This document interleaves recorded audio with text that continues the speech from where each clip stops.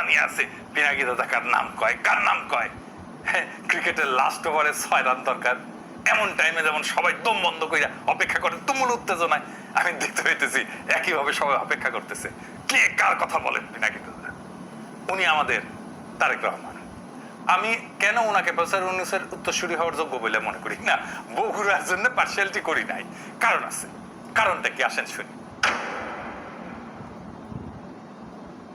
এক নাম্বার কারণ, উনি বাংলাদেশের দুইজন অতি সম্মানিত, উজ্জ্বল, মোস্ট পপুলার রাজনৈতিক নেতার সন্তান।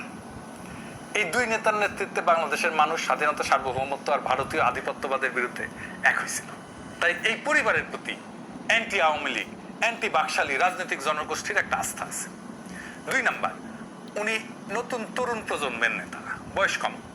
বাংলাদেশের সিনিয়র আর তরুণ 2 জেনারেশনের মধ্যে উনার এজ গ্রুপ। উনি 2 জেনারেশনকে কানেক্ট করতে পারবেন, ওনার জুনিয়র যারা, ওনার সিনিয়র যারা। উনি একজন উঁচু মানের সংগঠক, প্রবল নিপীড়নের মধ্যে দলকে টিকায় রাখছেন। আরেকটা জিনিস দেখবেন যে নির্বাসন, রাজনৈতিক নিপীড়ন একজন রাজনীতিবিদকে গড়ে তোলে, তার কমিটমেন্টকে শার্প করে। তিনি সে আগুন ঝরা পথে হাঁটছেন। আরো বলা যায়, উনি যেভাবে নিজের সমালোচনা নিতে পারেন, ওনার দলের বুড়া খুলে চেটে নিতে পারেন না।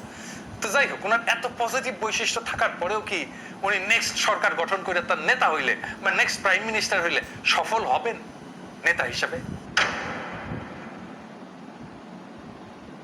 সম্ভবত না, দুঃখজনক ভাবে না। এবং এটা বাংলাদেশের জন্য ডিজাস্টার হবে।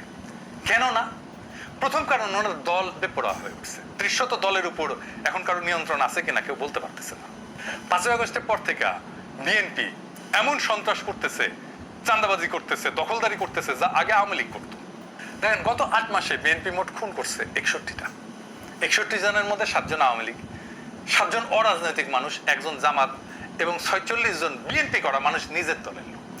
এখনো তারা ক্ষমতায় যায়নি। মানুষের মনে তাহলে প্রশ্ন, ক্ষমতা গেলে কি করবে? এই বিএনপি কি ভারতকে সামলাইতে পারবে?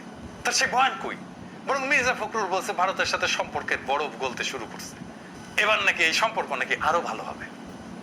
খুবই স্পষ্টভাবে বলছে 71 নিয়ে ভারত যে ন্যারেটিভ তৈরি করতেছে সেটাই এখন বিএনপির ন্যারেটিভ। সেই মুক্তিযুদ্ধের চেতনা, সেই 72-এর সংবিধান, সেই ধর্মনিরপেক্ষতা, সেই অসাম্প্রদায়িকতা, সেই ইন্ডিয়ান ন্যারেটিভ, সেই আওয়ামী ন্যারেটিভ এখন বিএনপির ন্যারেটিভ।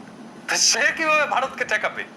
হাসিনার বিচার হইলে মোদী এবং ভারত রাষ্ট্র যে অভিযুক্ত হবে, সেটা শক্ত অবস্থান নিয়ে দাঁড়ানোর বদলে তো আত্মসমর্পণ করে আছে বিএনপি। কেন করছে সেটার অন্য কারণ আছে, সেই আরো আলাপে আমি আজকে গেলাম না। এমনকি জুলাই আগস্ট বিপ্লব নিয়ে ছাত্রদের সাথে তাদের দূরত্ব, সাধারণ জনতার সাথে তাদের দূরত্ব। আমরা তো 24-এ 5ই আগস্টকে দ্বিতীয় স্বাধীনতা বলি, সেটাকে বিএনপি দ্বিতীয় স্বাধীনতা বলে স্বীকারই করে না। ছোটখাটো নেতা বলেনি, গুরুত্বপূর্ণ নেতা বলছে। দেখেন, বিএনপিতে কিন্তু এই যে জেন জি, এটা কিন্তু নাই, তরুণ প্রজন্ম নাই।